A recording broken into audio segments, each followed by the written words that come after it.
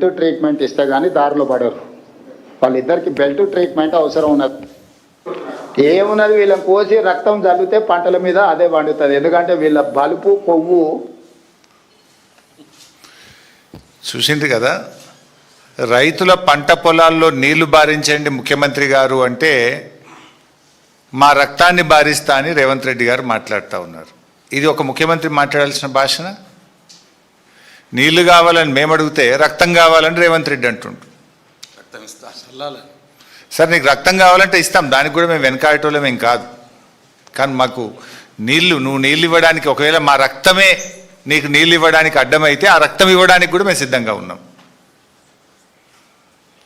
ఇప్పుడు రాజకీయాల్లో విమర్శలు సహజం. ఒక ముఖ్యమంత్రి స్థానంలో ఉండి ప్రతిపక్షాల యొక్క రక్తాన్ని పంటలపై చల్లాలి, బెల్ట్తో కొట్టాలి అని మాట్లాడడం అనేటువంటిది అత్యంత జుగుత్సాకరం. ఆయన రక్త పిపాసి మనస్తత్వానికి ఇది నిదర్శనం.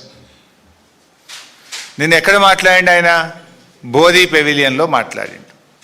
పేరేమో బోధి పెవిలియన్. మాటలన్నీ హింసను ప్రేరేపించి హింసను తలపించేటువంటి మాటలు నిన్న ముఖ్యమంత్రి గారు మాట్లాడినారు. ఆ మధ్య చెప్పినాడు ఆయన హిట్లర్ తనకు ఆదర్శం అంటే. రేవంత్ రెడ్డి అందుకే హిట్లర్ తరహాలో ఒక హంతక భాష మాట్లాడుతూ ఉన్నాడు. కానీ ఒకటి మాత్రం నిజం, ఫైనల్గా పాపం పండినాడు హిట్లర్కు ఏ గతి పట్టిందో రేవంత్ రెడ్డి నీకు కూడా అదే గతి పడుతుంది. ఇదంతా ఆయన ప్రయత్నం ఏంది? భాష దేనికి మాట్లాడుతున్నాడు? ఎవడు మాట్లాడతాడు? ఫ్రస్ట్రేషన్లో ఉన్నటువంటి వాడు, విషయం లేనటువంటి వాడు, సమాధానం చెప్పలేనటువంటి వాడు. సమాధానం ఉంటే, విషయం ఉంటే, పరిజ్ఞానం ఉంటే, సత్తా ఉంటే విషయం మీద మాట్లాడతాడు. ఫ్రస్ట్రేషన్ కనబడుతూ ఉంది నీ లోపల. నువ్వు జారుడు బండ మీద జారిపోతా ఉన్నావు, నీకు ఓటమి తప్పదు అనేటువంటి ఒక ఫ్రస్ట్రేషన్లో ఊగిపోతా ఉన్నావు, బూతు భాష మాట్లాడుతూ ఉన్నావు. నిజంగా నీకు విషయం ఉంటే విషయంతో ఒప్పిస్తావు, మెప్పిస్తావు. విషయం లేదు కనుకనే బూతులను అందుకుంటున్నావు అనేది ఇవాళ రాష్ట్ర ప్రజలందరూ కూడా అర్థం చేసుకుంటా ఉన్నారు. ముఖ్యంగా ఇప్పుడు మీరు ఆ భాష చూసినారు, ఇంకా చాలా ఉన్నాయి. అసలు పిల్లలు చూస్తే, టీవీలు చూస్తే పిల్లలు ఖరాబ్ అయిపోతారు.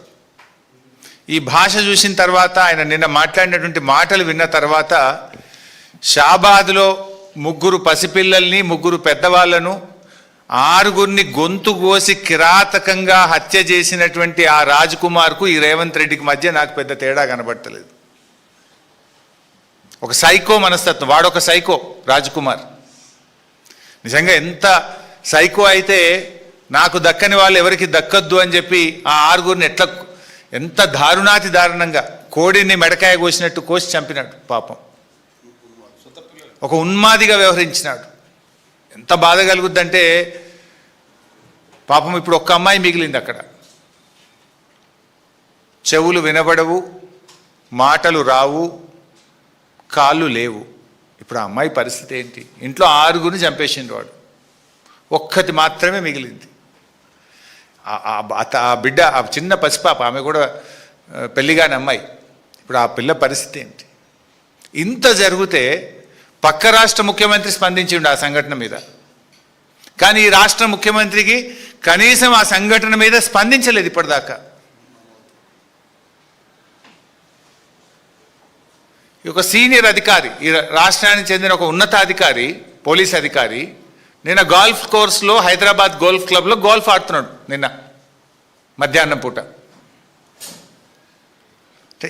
ఈ రాష్ట్రంలో లా అండ్ ఆర్డర్ పరిస్థితి ఏముంది? అసలు ముఖ్యమంత్రి పాలన ఎట్లుందంటే, నువ్వెట్లున్నావో నీ పరిపాలన కూడా గట్లే ఉంది.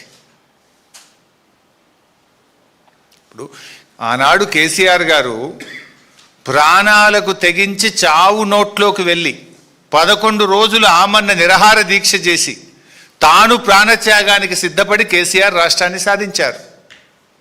కానీ ఎన్నడూ రక్తం పారించే ప్రయత్నం కానీ ఎవరి రక్తం అడగలే కేసీఆర్ గారు. తన రక్తాన్ని ఇచ్చి, తన ప్రాణాన్ని ఇచ్చి రాష్ట్రాన్ని సాధించే ప్రయత్నం చేసింది కేసీఆర్.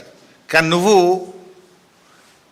ప్రశ్నించినటువంటి వాళ్ళను, రైతుల పక్షాన నీళ్ళడిగినటువంటి వాళ్ళను ఇవాళ రక్తం బారిస్తా, వాళ్ళను కోస్తా, వాళ్ళ రక్తం బారిస్తా అని నువ్వు మాట్లాడుతున్నావు. ఇది కేసీఆర్ గారికి నీకున్నటువంటి తేడా.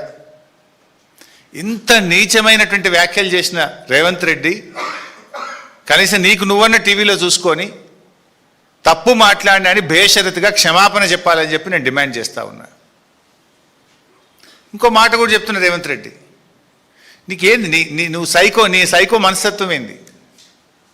అంటే మమ్మల్ని తిడితేనో, మమ్మల్ని జైల్లో పెడితేనో, మా రక్తం బారితేనో రైతాంగానికి నేను నీళ్ళు ఇస్తా అంటే అందుకు మేము సిద్ధం. జైల్లో పెట్టావా పెట్టు, మా రక్తం కావాలన్నా తీసుకో, కానీ రైతులకు మాత్రం నీళ్లు పారించు. ఇప్పుడు రేవంత్ రెడ్డి నీ నోరు నీ ఇష్టం, నువ్వేమన్నా మాట్లాడుకో, కానీ నీళ్లు తెలంగాణ నీళ్ల విషయంలో నీ ఇష్టం వచ్చినట్లు చేస్తా అంటే కుదరదు. నువ్వేం మాట్లాడుతున్నావు? కన్నెపల్లి కట్టుకొత్తవా రేవంత్ రెడ్డి అంటే ప్రతిపక్షాల కంఠం నొక్కుతా అంటున్నావు. నువ్వు కన్నెపల్లి కట్టుకొత్తవా రేవంత్ రెడ్డి అంటే మా కంఠం నొక్కుతా అంటుండు. నీ ఉద్దేశం ఏంది?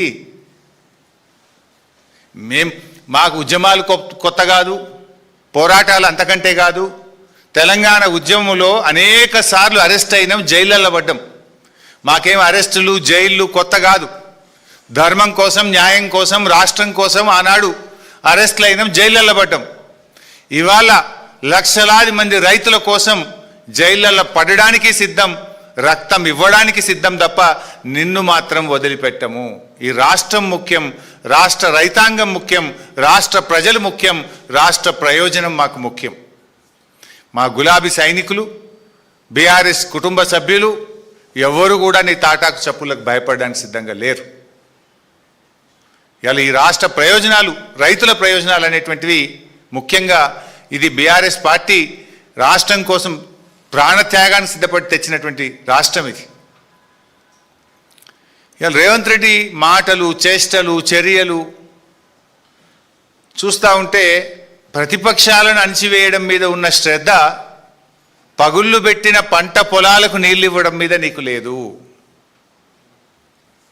ఇలా రాష్ట్రంలో కొన్ని చోట్ల మేము చూస్తూ ఉన్నాం, పత్తి విత్తనాలు పెట్టారు, నీళ్లు లేక పాపం వర్షాలు పడక బిందెలతో నీళ్లు చిలకరిస్తూ ఉన్నారు. నీళ్లు మోసి బిందెలతో మొక్కకు చిలకరిస్తూ దాన్ని కాపాడుకోవడానికి రైతులు తల్లడిల్లుతున్నా నీకు చీమ గుట్టినట్టు లేకపోయా.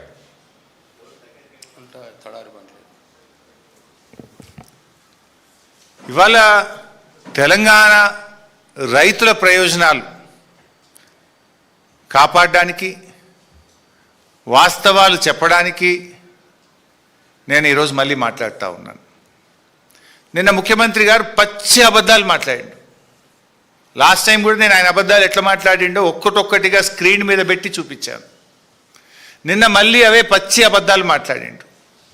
నంబర్ 1, మేడిగడ్డ మీద తప్పుడు ప్రచారం. మొన్న ఏమన్నాడు మీరే చూసిండ్రు, అరే నల్లల నీళ్లు ఉంటాయి కదా, నల్ల తిప్పితే కదా బిందెల నీళ్లు పట్టుకుంటాం, చెంబుల నీళ్లు పట్టుకుంటాం. రాష్ట్రంలో ఎలినినో వచ్చింది, కరువు వచ్చింది, వాననే పడతలేవు, నీళ్ళే లేవు, యాడికెళ్ళెత్తాలన్నాయా అని మాట్లాడిండు మొన్న. మేము ప్రెస్ మీట్ పెట్టి లైవ్లో చూపించిన, ఇక చూడు భయ్ నిన్న 1,20,000 పోయినాయి, ఇప్పుడు ఈ నిమిషానికి 88,000 పోతున్నాయని నేను మొన్న మీకు మీడియా సమావేశంలో లైవ్ టెలికాస్ట్లో పెట్టి చూపించిన. కేటీఆర్ గారు అక్కడికి వెళ్ళి స్పష్టంగా అక్కడ నిలబడి గలగల బారుతున్న గోదావరి జలాలను కేటీఆర్ గారు మీడియా సమక్షంలో కన్నేపల్లి పంప్ హౌస్ దగ్గర ఆ రోజు చూపించడం జరిగింది. దాంతో నాలుక గరుచుకొని నిన్న మళ్ళీ కొత్త రాగం అందుకున్నాడు. నిన్నేమంటాడు, లే నీళ్ళు ఉన్నాయి కానీ ఎన్డీఏసీ చెప్పేదాకా ఎత్తము అని కొత్త కథ పెడతాడు. ఇంకో మాట ఏమంటాడు ముఖ్యమంత్రి గారు అంటే, నిన్న మీరు చూసింటారు,